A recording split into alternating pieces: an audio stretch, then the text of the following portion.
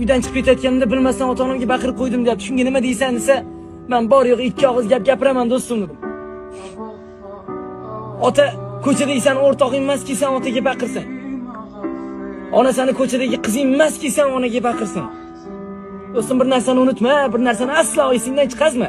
Ya'ni sen yoshligingda yiqilgan paytingda, seni tirsaging yoki tizing shiringan payt seni ko'chadagi o'sha qizlaring kelib turib davolamagan. O'sha onang seni davolagani esingdan chiqazma dedim.